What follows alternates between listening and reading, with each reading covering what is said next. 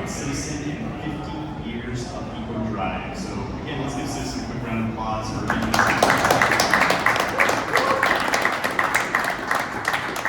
I did something crazy and invited all of the divers that were on the boat to join us on the panel.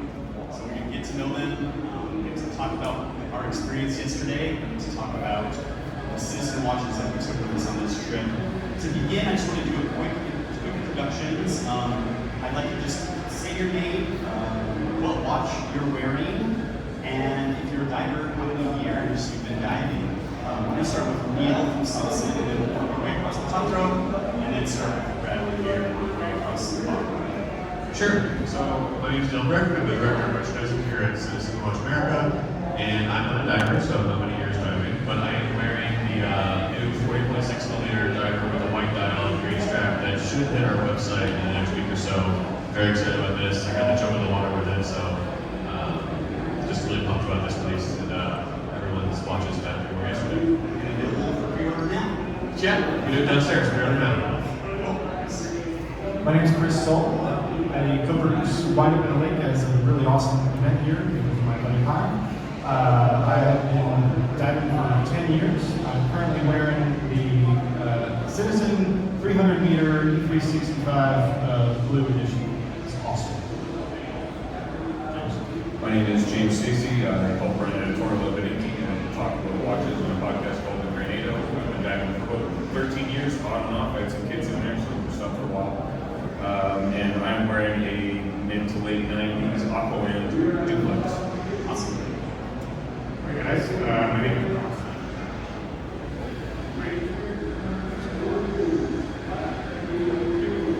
Sorry guys.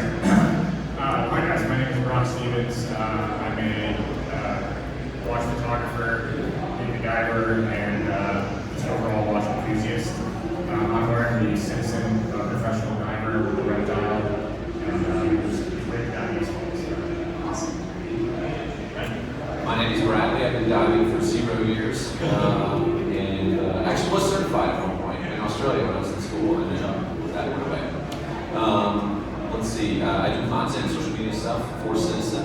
Today I'm wearing a new Roland, R-O-L-A-N. It could go in the water. It's the beauty of pretty much all Citizen watches. For dad life, that's how we got into Citizen. You can bathe your kids, throw them in the pool, go after them, whatever, and not worry about, oh, it's a dress watch, it's a dive watch, whatever. So anyway, that's me. My name is David England, and right now I'm wearing the Wake Track by Citizen. I've been diving for about 6 years. My name is Andy Blasker. I'm a diver from the country, Deep Six. I've been diving about 25 years now. And today I'm wearing the Citizen ProMaster Wake Track with blue dial. I'm Jacob Van Buren. I am a writer, diver, photographer. I've been diving for about 5 years, most of it in vintage equipment. And today I have on the orange wave tracker that's in the state over here. I'm Kelly Murphy. I'm a beer QC scientist and team degenerate. I have been diving since 2017, and I'm wearing the Red Dial ProMaster Land GMT Grenado. It's awesome. My name is Jeff Garrett. I've been diving for a little over 5 years. Diving with these nerds for about 3 or 4 years. Today I am wearing the Citizen ProMaster Eco Drive 20-minute chronograph, the green dial. My name is Tim Inman. I have been, I feel weird to say, I guess 17 years. I'm a diver at Data 4, and today I'm wearing the blue dial Citizen ProMaster Land GMT. My name is Derek. I do some writing and photography about watches. I'm diving about 8 years, and I'm wearing the ProMaster Dive limited edition super colorful dive. Hey, I'm Matt Levinson. I'm a graphic designer, watch guy. I'm wearing a one-round ProMaster full. This thing glows like a torch. I love this. I don't know. Amazing. Thanks everyone. Thank you so much for coming. Thanks for being on the trip yesterday. Neil, let's talk a little bit about Eco Drive. This is 50 years of Eco Drive. what makes EcoDrive technology different from other solar energy collection solutions for watches? Yeah, so I think the really special thing about 50 years of EcoDrive innovation is we started in 1976, and one of the main kind of themes of Citizen overall is better starts never. So we're never quite finished. It's always kind of what's next. And we keep striving for innovation. And yes, we started with solar technology in 76, but not everyone knows that light power, or EcoDrive today, is light power, any light. So it could be another light here, it could be a flashlight under the water, it could be in the sun. So that's really special. We're going to kind of harp on that. And also our dials. Our dials are what I think make us very special. We have many different movements, whether it is a one-guarded dial or a metal dial with a ring around the dial that creates the light. The way what we can do with our dials, I think, puts us in a class all our own. And that's what I think is really special about EcoDrive. Amazing. Yeah, I think over the last, I would say 6 to 7 years, I think prior to that, a lot of watch enthusiasts were really hot on having and making sure they had automatic movements in their watches. And now I think we have one moment, we've seen a lot of trends for I want an automatic movement, I want a hand-on movement, I want a quartz movement, but I also want a solar power movement. I really wanted to just pick some brains here, but if there's anyone who has any thoughts on the idea that having multiple movements in your collection is maybe better than just having one style of movement, anyone have any thoughts on that? Maybe Matt, since you're holding the Yeah, I got the bowling one. As a collector, I do love having different movements from that standpoint. It's because I find that beauty in the engineering and the different personalities they have.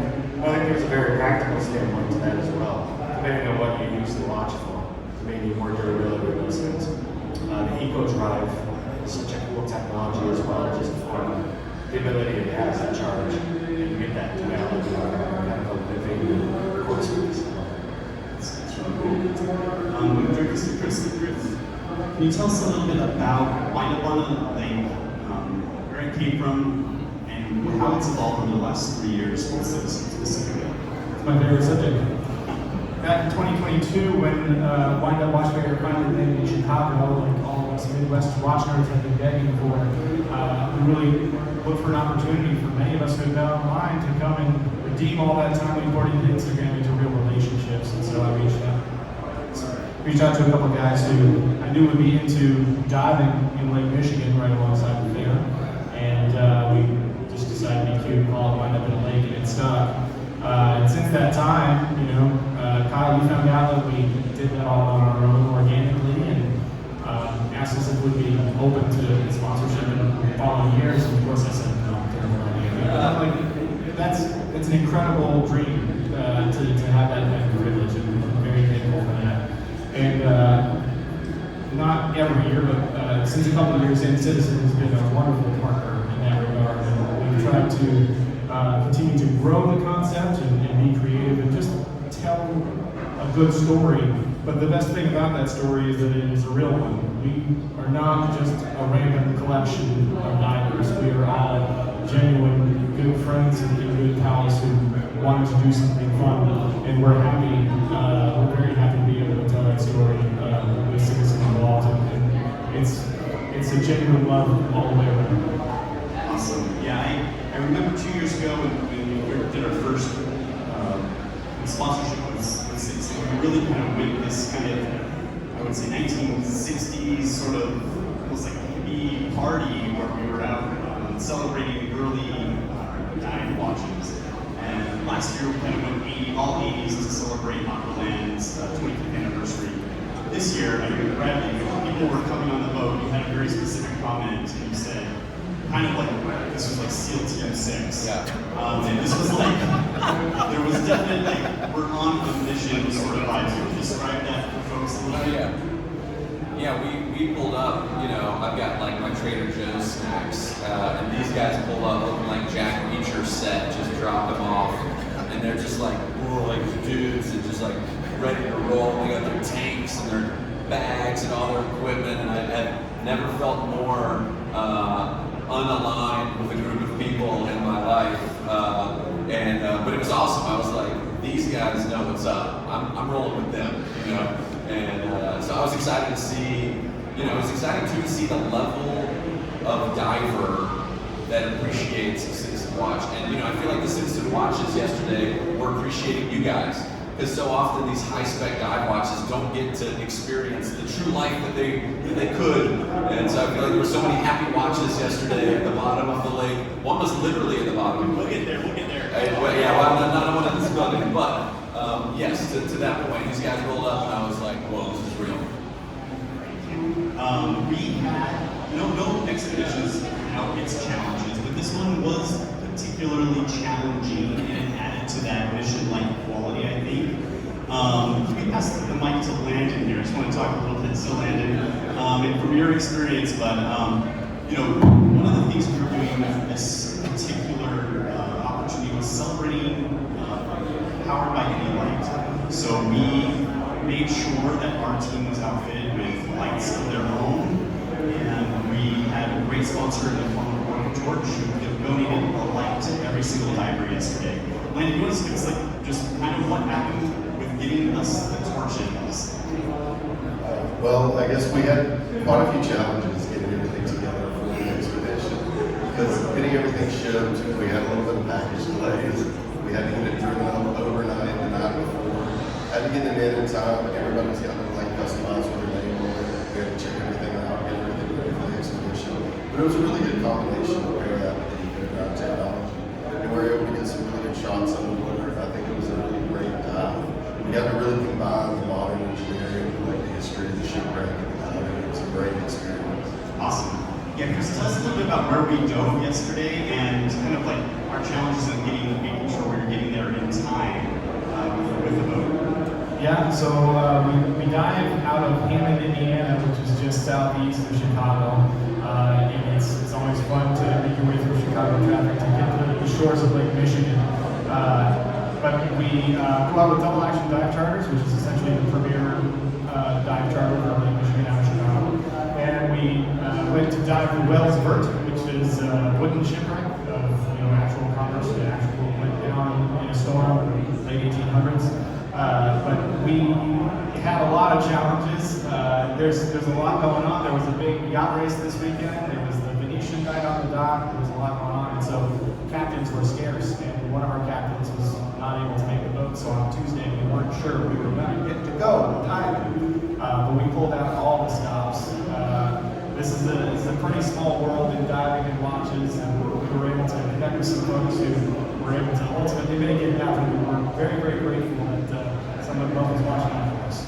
So here we are, we're running about an hour later than we expected, and we're busting it out to this spot, and the water is not calm. This is by far the choppiest, I think, WindUp in a Lake expedition we've gone on, so we're flying, bumping over all these waters, and I would say it wasn't that tensions were high or anything, but there was that mission quality was 100% in play. I know you see your out of your head there, Kelly. You want to talk a little bit about how you were feeling heading out there? Yeah, sixth Lord. It was, everybody was looking a little green around the gills by the time we got there. But it's that kind of type 2 fun that I think everybody really enjoys when they finish with it. And once we got to the dive site, everything kind of subsided a little bit, got a lot less choppy while we were there. And once you're in the water, everything just kind of melts away, and everything that had led up to it, just put it at the back of your mind and focus on what you're doing. And it was a terrific wreck to see. The visibility was really great. The torches gave it a really cool sense of character. It got a lot of depth from all the lights at different points of the ship. And the ship itself is really gorgeous. There's all kind of the gunnels are really intact. You get the capstan was really nice, and all the deadheads that you can see that were fascinating. It was just a really, really interesting dive once we got down there. And getting there was spicy, but once we got there, it was all good. I like spicy. All right, I'm going to turn it to James real quick. So James, this was your first chance to join us on WindUp in a Lake. Thanks for joining us. That was my pleasure. So everyone's jumping in, hitting the water with their buddies. Your buddy was your friend and co-host, Jason Cleveland, and you hit the water, and I just see your wrist go straight up. You want to tell us about this moment? Yeah, so I had the wild idea of wanting to dive a 30-year-old watch. It's on my wrist, thankfully, and I also did it on a bracelet that I sized at the bar the night before. This bracelet, and this watch came from two people in our community that knew I would like it, and then knew that I would like the bracelet as well. So it kind of found its way to me. I do have quite a fondness for these, and so I struggled to get it onto over the wetsuit, even with the extension. And the wetsuit wrist cuff pulled way back, so it was over the typically the glove would sit, and then I had my dive computer on my other wrist, and we got in the water, and we were all just kind of circling, like trying to wait so there's enough divers in the water for a photo. And as I'm looking around and doing stuff, I could feel it pop off my wrist. And I put my face in the water just fast enough to see it go past my fins. And I'm like, well, it's bright water, it's not that deep. And then like before this thing hit the ground, I was like, I'll never see it again. It's totally gone. And I was like, I'm not going to ruin the day, so I just, I tried to keep it easy. And I'm heartbroken. It's a fun watch. I like it. Thankfully, just to watch though, all things considered. As far as dive calamity goes, still pretty low level. And so we go on the dive and go through the whole process. And it's a great dive, fascinating. I'm spending most of it just kind of like handing with my new flashlight, like maybe I'll see it. Maybe I'll see it. The bottom was kind of gooey, silty growth, so you didn't know how it would land, and it could obviously shovel under something or whatever. Do the whole dive, get out. Everyone kind of filling people in on the boat, saying, people were like, someone lost a watch, like I lost a watch, like, not the ambulance, and just go back and forth like that. Let's pause you there because I do want to kick it over to what happened right then. We're all watching, we're all super sad for you, by the way, and you and I are just looking at each other going, you got to be kidding me. This poor guy. But if you're going to lose a dive watch, that's the way to do it. Yeah, you can on it, right? Yeah. About half of us were getting ready to get back in and go after you. Yeah, there's a search party mounted. Yes. And then, Jeff, you were the last guy up, basically, more or less the last guy up. And tell us what happened to you as you were down there and as you got back on the boat. Well, I'll try to make this not too long, but so we were waiting for everyone to get into the water. We were taking a group shot before we descended. And I heard some, call it commotion, over towards James' area. And, we had these brand new torches, flashlights for other people. And Landon over here was tying bolt snaps onto a few of them. And so it was very bumpy. So I thought maybe, hey, even though Landon's probably tied more bolt snaps onto things more than any of us here, maybe it fell off. So this whole time, the whole dive, I thought James had lost his light. So I was one of the people with an underwater camera, and I was busy taking pictures for Sisson and you guys down there. And towards the end of the dive, getting back with my dive buddies and asking the other guys how much air they have left. And we had about 1,000 psi left. I'm like, man, everyone else is going up. The crowd is thinning down here on this wreck. But I've been concentrating so much on pictures, I haven't really concentrated on the wreck. So I signaled to the guys, hey, let's do one more lap. So we just did a casual long lap around, and I looked down and I'm like, is that a zebra mussel? That's got to be another zebra mussel. There's millions of them down here. But no, out of anyone to lose a watch, it's the James Stacy watch guy. How ironic is that?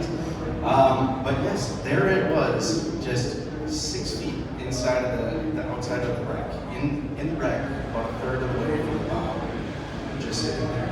I was so surprised that it was there the whole time and no one else had But did you know it was Jason's at that point? I thought it was a new watch. I did not realize, I didn't know whose it was. Got it. I put it in my pocket, and when you get back onto the boat, that's where the most energy draining of the dive is. It takes a lot out of you. So I'm back on the boat, I'm taking a breath, and I hear roll call. We go through that, and the captain says, yeah, we've got a roll call before people get back in the water. I'm like, this is a fun dive.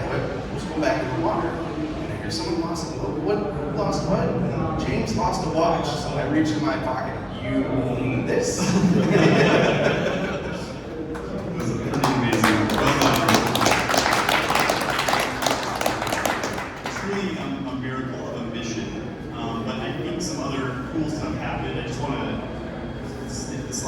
So here are just some of the images that were captured here.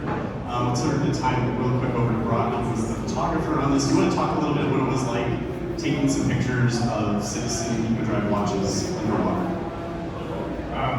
Well, it was an amazing experience. As you can see by the photos, the wreck was pretty incredible to see in person. And having the watches down there made it even better. But we, for me, when it comes to watch photography, especially underwater watch photography, I really enjoy it because it's very challenging to get not only the person and the ship in focus, but also the watch. And so I spend a lot of time on these dives, just like, I don't really look at the wreck as much. I'm just kind of swimming around like, oh, that's a good shot. Oh, that's a good shot. That's going to be really good. We should set that up. And then, so this is kind of what comes from that. I think you can see that the torches or the flashlights in the photos really made a difference, especially with the EcoDrive being with lights. I think it really pulls out a lot of the detail of the wreck and kind of makes it more dynamic. So, but yeah, these are just a few of the shots that I took, and I hope you guys like it. It's so good. Tell us a little bit about the one on the right as well, if you don't mind. All right, so we're not really sure exactly who that was floating in the background. It's Kelly. Kelly thinks it was Kelly, but I'm not sure if it was him or Ben or the Smurf Forest. Either way, it was one of them, and I remember being down there and I put my watch on on the shipwreck there, and I was like, this would be a really good shot. And then, they started to shine their flashlight, and I was like, oh wait, this looks amazing, like shine it right here.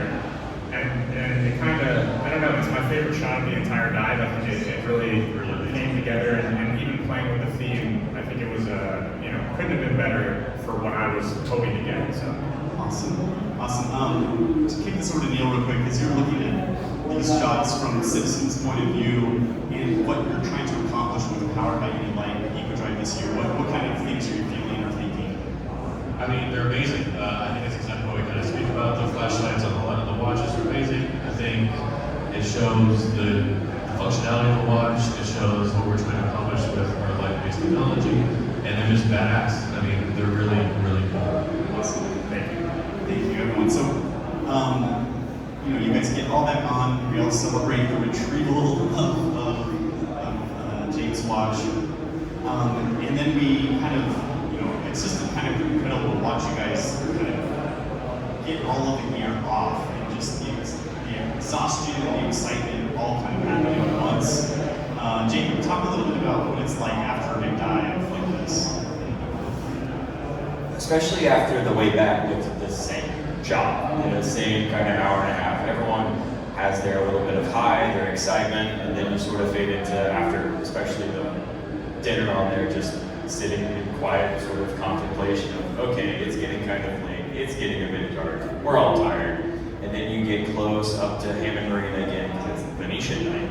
And around 9:30 p.m., the fireworks start shooting off in the distance. They get brighter and louder as we get up in there. You can almost smell like cordite wafting over the lake. And then it's like, yeah, we did that. We had an incredible evening, and it's not possible without the hard work of everyone involved, Chris and Neil and you, Kyle.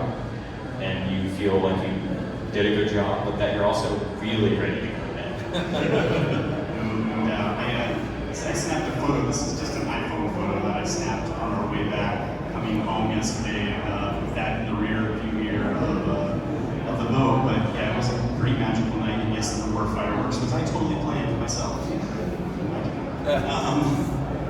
Any other quick thoughts from our team here, just about the dive, Tim? Any feelings about this is your fifth dive with us, or fourth? Let's see. I think this is the fourth dive that I've done. So I didn't make it up here for the first unsponsored one, but I came after that. Nice. It's just a fantastic trip. It always is. It's great working with Citizen and WindUp. I did not dive watch this time, and that's air quotes for those who don't see the video. But I'm diving the land GMT. Don't tell Citizen or other watch manufacturers, but I rarely use the dive vessel to time my dives. To me, it's all about the loom and the depth rating. So this is 200 meters. The loom is outstanding. I can tell what time it is in the depth, any depth. Cool. Yeah, just a great trip. Thank you. Yeah, Derek, how about yourself?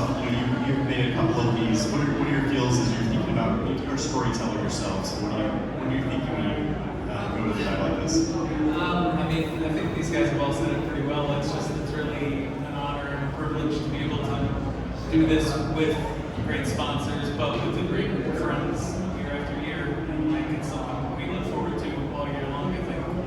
It's just really great. Awesome. Any parting thoughts from anyone real quick, Chris? Or Kyle, you mentioned like the benefits to having sort of diversity of movements in your watch boxes, and that just really made me think and reflect for a second. But that is so true. Like, if I'm just staring at a box full of automatics and kind of have that moment, okay, I'm late for work. I gotta spend the next 2 minutes to make sure I zero this second scene. Everybody knows the kind of special about that. That has to do.